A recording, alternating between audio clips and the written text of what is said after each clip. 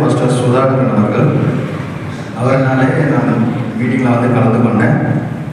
எனக்கு இந்த தலைப்பை பார்த்த உடனே எனக்கு போகணுங்கிற அந்த ஆர்வம் வந்துச்சு. ஏன்னா திருத்துவங்கிற தலைப்பில் பேசுகிற ஆட்கள் குறைவு. நான் கடந்த 5 ஆண்டுகளாக குழுவில் இருக்கேன். என்னுடைய தயவுனால திருத்துவ தேவனை நான் அறிந்து விசுவாசிக்கிறேன். அந்த திருத்துவ தேவனை குறித்து என்னோட கூட பயணிக்கிற சகோதரர்களுக்கும் நான் அறிவிக்க முயற்சி பண்ணியிருக்கிறேன். ஆனால் பல வாதங்கள் தொடர்ந்துச்சு தவிர அவங்க புரிந்து கொள்ள முடியல. இப்போ ஐயா இந்த திருத்துவத்தை குறித்து அடிப்படையிலிருந்து எடுத்து பேசும்போது அது என்னுடைய விசுவாசத்திலே நான் இன்னும் உறுதியாக பலப்படுவதற்கும் இன்னுமாக இந்த சத்தியத்தை நான் சொல்லுவதற்கும் என்னை மிகவும் உற்சாகப்படுத்தி இருக்கிறது. இந்த திரியேக தேவனை, அந்த மெய்யான தேவனை அறிவிக்கிற இந்த வேதாந்தத்தின் அடிப்படையிலே நாம் அறிந்து கொள்ளும்போது உண்மையான ரட்சிப்பை பெற்று உண்மையான தேவனுக்குள்ளாக நாம் நிலைத்திருக்கிறவர்களாக இருப்போம். இந்த சந்தர்ப்பத்தை ஏற்படுத்தி கொடுத்த பாஸ்டர் ஸ்டீவன் பால் ஐயா அவர்களுக்கும் எங்களுக்கு கூட இவ்வளவு நேரம் திருத்துவ தேவனை குறித்து மிக தெளிவாக எளிமையாக பகிர்ந்து கொண்ட ஊழியக்காரர் ஐயா அவர்களுக்கும் நம்ம கூடுதல் சார்பாக கூடுதல் சகோதர சகோதரிகள் சார்பாக என்னுடைய மனமார்ந்த நன்றிகளை தெரிவித்துக் கொள்கிறேன். தேங்க்யூ.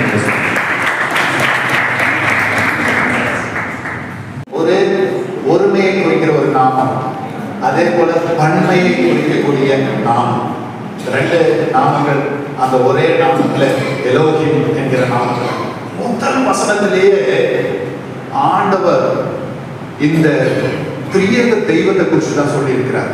முதல் வசனத்திலேயே கர்த்தர் ஸ்லோகம் முதல் வசனமே அந்த எலோகிம் என்கிற வார்த்தை. அதுல வந்து அந்த 2 எலோகா எலோகா அப்படின்னு சொல்வது ஒருமையை குறிக்கக்கூடிய நாமம்.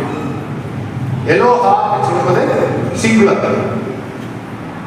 எலோஹிம் அப்படின்னு சொல்வது ஹிம் அப்படின்னு சொல்லிட்டு ப்ளூரல்.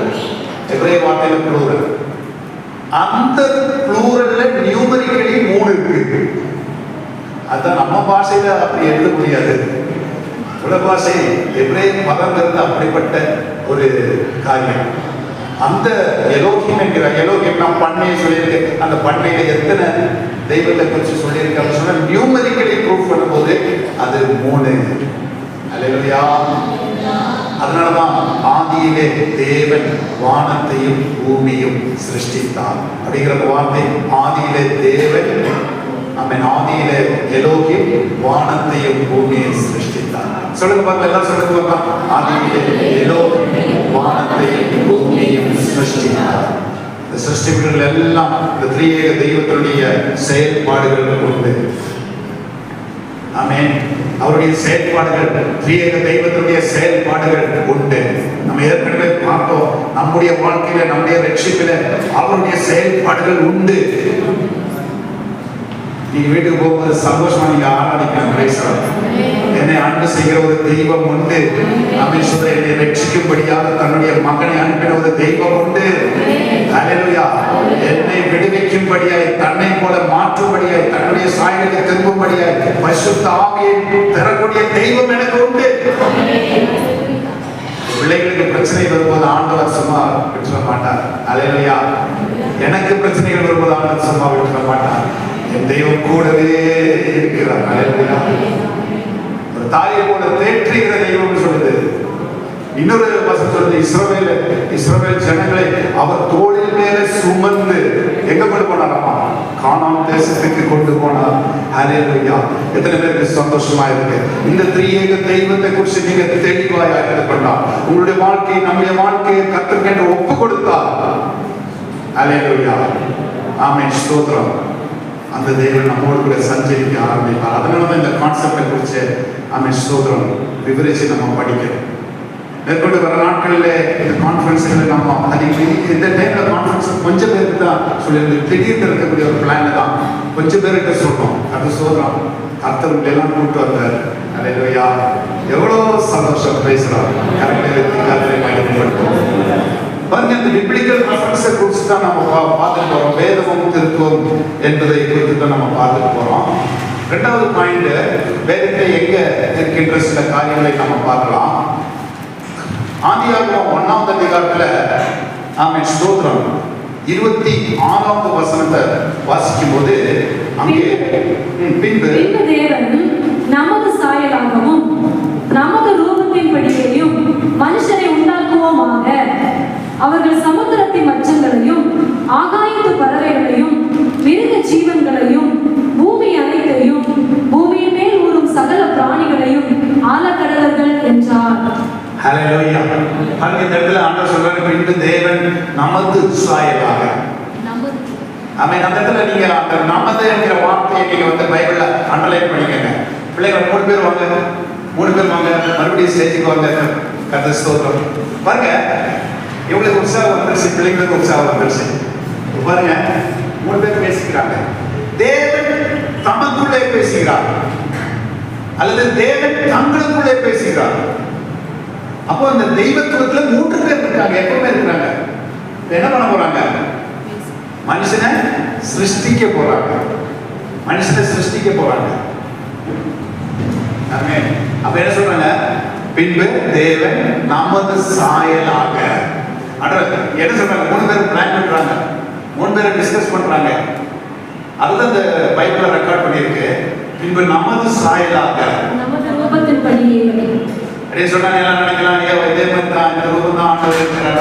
அது ஒரு ஆவிக்குரிய ஒரு சாயல். தேவன் ஆவியா இருக்கிறார் சொல்லப்பட்டிருக்கு. அவருடைய தெய்வீக சுபாவங்களிலே இரக்கம், கருணை, அன்பு, தயவு, இப்படிப்பட்ட ஒரு சாயல் கொலோசியர் 2வது அதிகாரத்தை கொஞ்சம் விவரமாக தெளிவுபடுத்தி இருக்கிறது.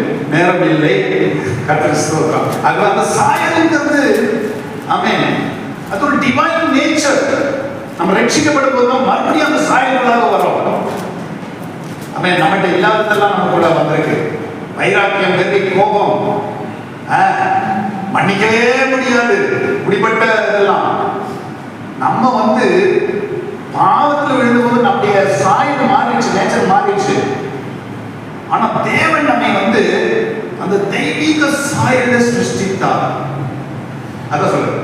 அப்போ பின்பு தேவன் நமது சாயலாக நமது ரூபத்தின்படியையும் ஆமென் சொல்ற மனுஷனை உண்டாக்குவோமாக, அவர்கள் சமுத்திரத்தின் மச்சங்களையும் ஆகாயத்து பறவைகளையும் மிருக ஜீவன்களையும் பூமி அனைத்தையும் பூமியின் மேல் ஊறும் சகல பிராணிகளையும் ஆளக்கடவார்கள் என்றார்.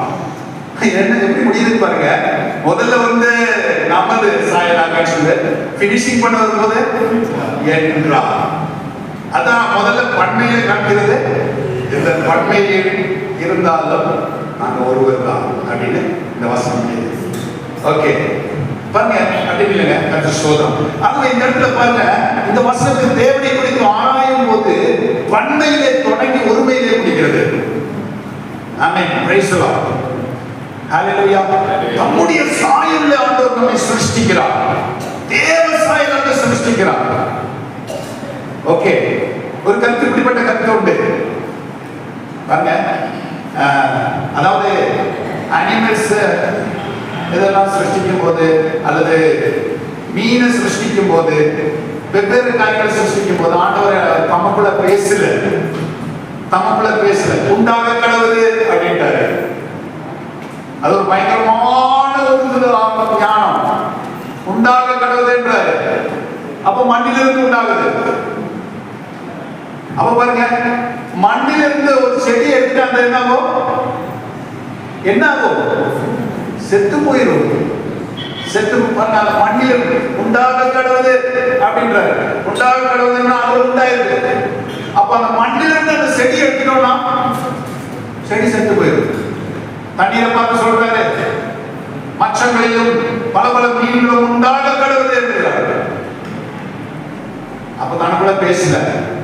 அப்ப என்ன ஆயிடுச்சு? அந்த மச்சங்கள் எல்லாமே உண்டாயிடுச்சு, உருவாயிடுச்சு. தண்ணீர் இருந்து மீன் எடுத்துட்டு என்ன ஆகும்? செத்து போயிடும், ஜீவன் இல்லை. ஆனால் மனுஷனை சிருஷ்டிக்கும் போதுதான் ஆண்டவர் தமக்குள்ளே பேசுகிறார். அல்லேலூயா. இப்போ மனுஷத்திலிருந்து தெய்வத்திலிருந்து மனுஷன் பிரிச்சுட்டா என்ன ஆயிடுவான்? சொல்லுங்க, செத்துருவான். தெய்வத்திலிருந்து மனுஷன் பிரிச்சுட்டா அவன் செத்துருவான். அதான் ஆவிக்குரிய மரணம். கரங்களை தட்டி கருத்து மகிழ்ச்சி செலுத்துங்க. ஹalleluya. ஆதியாகமம் விசாலமான புக்கை நினைச்சுக்காதீங்க. கர்த்தர் எவ்வளவு உயர்வான ஒரு காரியம். மனுஷன் அவன் தெய்வத்தை பிரிஞ்சு வாழ்றது மட்டும் நினைக்காதீங்க. கர்த்தர் ஸ்தோத்திரம். ஆமென். தெய்வத்தோடு கூட ஜீவிப்பதற்காக தான், அவருடைய பிரதிநிதியாக நம்ம ஜீவிப்பதற்காக தான் கர்த்தர் நம்மை சிருஷ்டித்தார். சந்தோஷம் கரங்களை தட்டி கர்த்தரை